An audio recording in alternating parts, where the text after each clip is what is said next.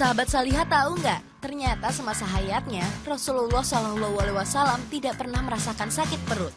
Hal ini karena beliau selalu menjaga pola makan sehari-hari. Beliau tidak pernah memakan susu bersama dengan daging, memakan daging bersama dengan ikan, memakan ikan bersama dengan susu, memakan ayam bersama dengan susu, memakan ikan bersama dengan telur, memakan ikan bersama dengan daun salad, memakan susu bersama dengan cuka, dan memakan buah bersama dengan susu seperti koktail. Dan hal tersebut selaras dengan hasil penelitian yang dilakukan oleh Dr. William Howard Hay, ahli bedah kenamaan pada tahun 1920-an di Amerika Serikat. Pola makan ini pun dikenal dengan nama Hay System Diet. Wah, ternyata apa yang dicontohkan oleh Rasulullah SAW memang benar baik untuk kehidupan manusia, dengan dibuktikannya secara ilmiah melalui penelitian tersebut. Merujuk pada pola makan sehat Rasulullah SAW, perlu diperhatikan juga mengenai adab makan yang beliau ajarkan. Pertama, untuk memulai aktivitas makan dengan membaca doa, makan dan minum sambil duduk, makan dengan tangan kanan, tidak berlebihan dalam makan, memulai makan dari bagian paling pinggir piring, memakan makanan halal, dan terakhir, mencuci tangan setelah makan. Ternyata sahabat Salihah, sudah sejak jauh hari Rasulullah SAW memberikan contoh pola makan yang baik bagi kesehatan tubuh.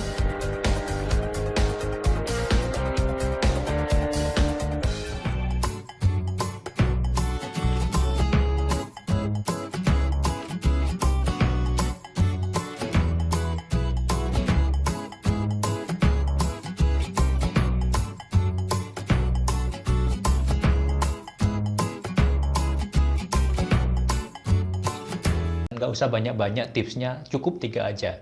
Tips yang pertama adalah Anda berani jujur. Ya, berani jujur. Kayaknya nggak nyambung, tapi ini penting banget. Karena gini teman-teman, di luar sana banyak banget orang-orang yang obesitas, atau mungkin saya dan juga Anda dulu mengalaminya ya. Mereka punya berat badan yang berlebih, lemak badannya banyak banget gitu ya. Tapi ketika mereka ketemu dengan orang-orang, mereka mengatakan, nggak apa-apa gendut, yang penting mah duitnya banyak. Nggak apa-apa gendut, yang penting mah bahagia. Yang penting mah, apalagi? Yang penting mah sukses. Yang penting mah sehat, dan lain sebagainya. Tapi, secara diam-diam, mereka mencari informasi bagaimana cara bisa nurunin berat badan, bagaimana caranya bisa langsing, dan bahkan mereka juga berolahraga, dan nggak banyak atau nggak sedikit juga dari mereka yang ternyata secara diam-diam membeli berbagai macam obat pelangsing ataupun herbal penurun berat badan.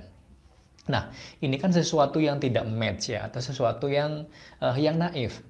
Di satu sisi mereka mengatakan nggak apa-apa gendut, yang penting sukses, bahagia, dan lain sebagainya. Tapi di satu sisi lain, ternyata mereka diam-diam cari informasi untuk nurunin berat badan.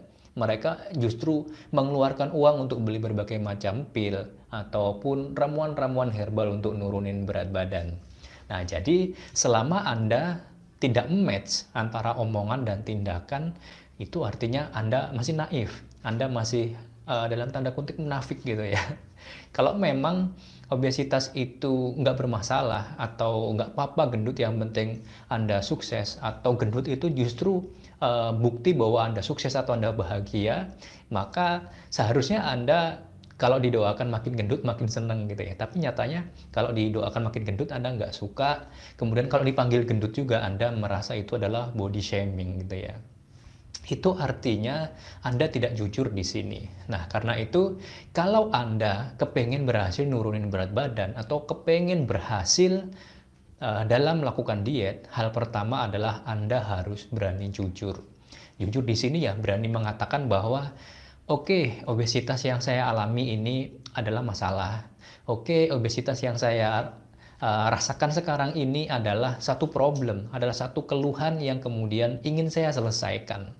Nah, selama Anda belum punya keberanian untuk mengakui bahwa obesitas yang Anda alami adalah problem, adalah masalah, adalah keluhan, maka selama itu pula solusi apapun untuk nurunin berat badan atau macam-macam diet yang akan Anda lakukan nggak akan pernah berhasil. Karena ada mental block di dalam diri Anda yang mengatakan, well, ini bukan masalah.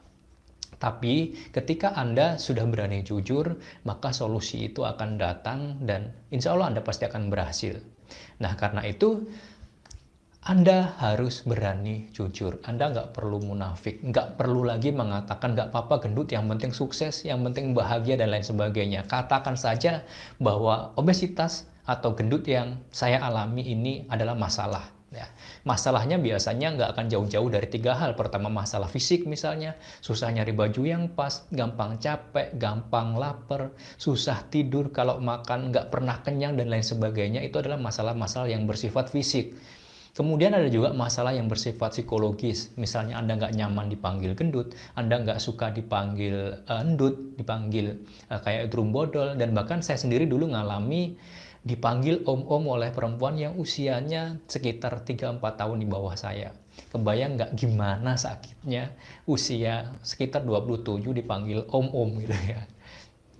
Lalu ada juga keluhan yang bersifat keluhan kesehatan, misalnya ya diabetes, misalnya tensi tinggi, misalnya kolesterol, atau jantung, dan lain sebagainya. Karena itu katakan obesitas yang saya alami ini adalah masalah, karena saya gara-gara obesitas ini jadi punya keluhan fisik seperti tadi, misalnya susah nyari baju dan lain sebagainya. Obesitas yang Anda alami juga menyebabkan Anda mengalami keluhan yang sifat psikologis, misalnya nggak nyaman dipanggil endut, nggak suka dipanggil om-om atau dipanggil ibu-ibu dan lain sebagainya.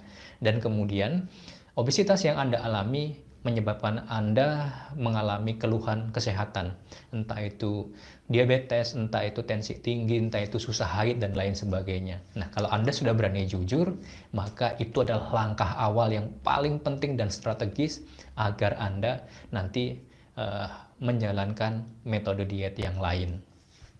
Sekarang tips yang kedua, setelah Anda berani jujur, tips yang kedua adalah niat.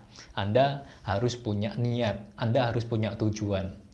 Niatnya apa? Niatnya yang sesuai dengan kejujuran Anda tadi, keluhan yang Anda alami apa.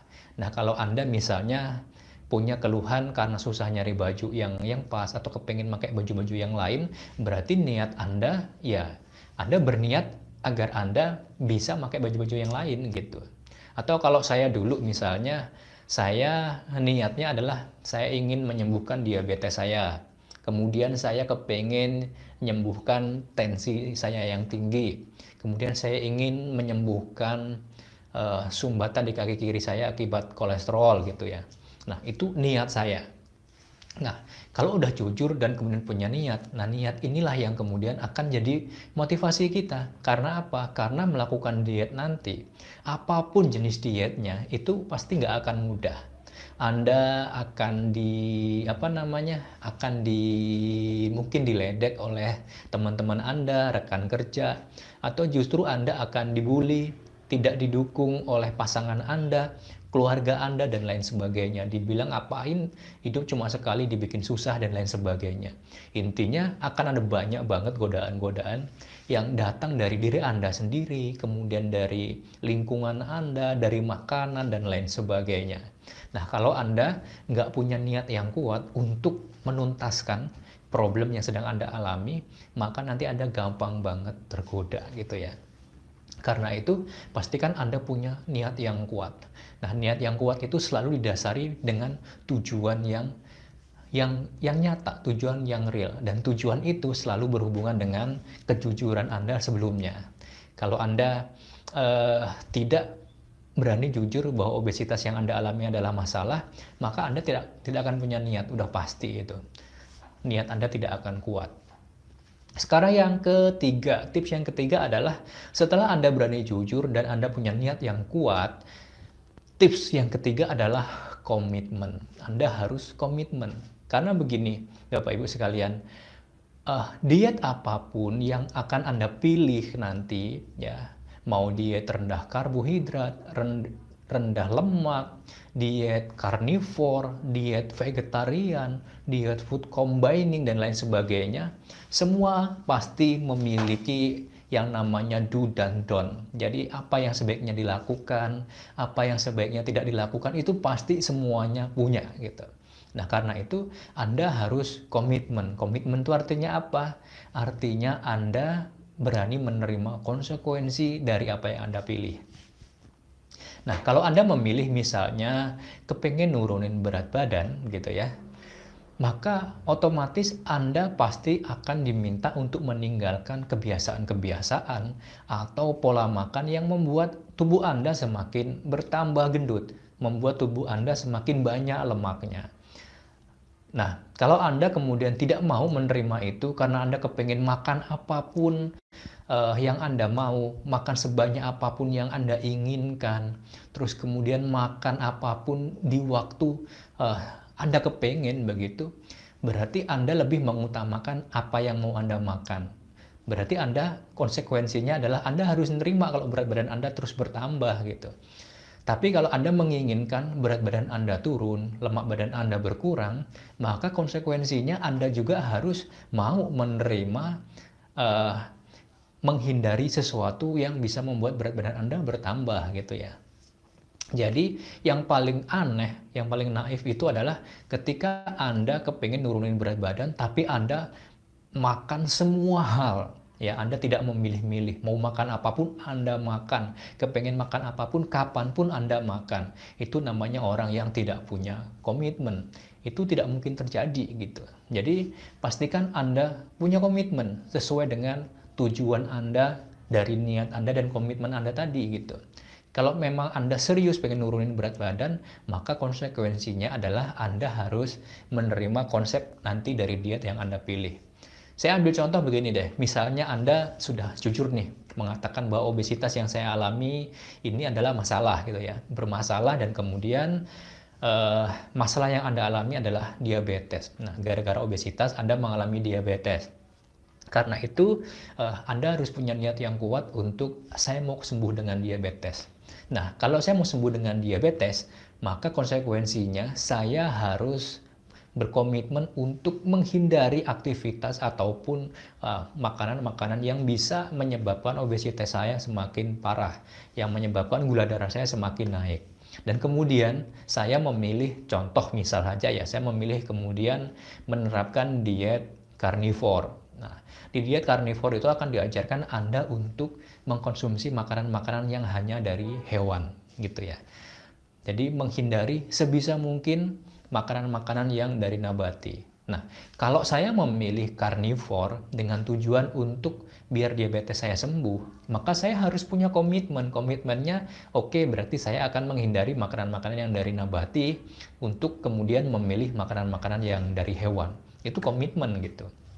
Kemudian kalau misalnya saya memilih diet yang rendah karbohidrat gitu ya, karena saya pengen nurunin gula darah saya dan kemudian saya memilih diet rendah karbohidrat, maka saya akan mengikuti protokol atau juknis dari diet rendah karbohidrat tersebut.